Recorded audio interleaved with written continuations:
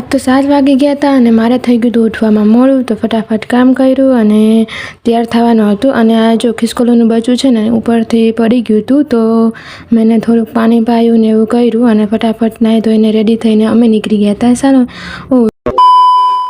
Hello friends, good morning, જય દ્વારકાધીશ. તો સ્વાગત છે મારા નવા મિની વ્લોગમાં. તો આજે છે ને અમે બે ભાઈ બહેન નીકળી ગયા હતા રેડી થઈને, અને હું પહોંચી ગઈ હતી સલોન.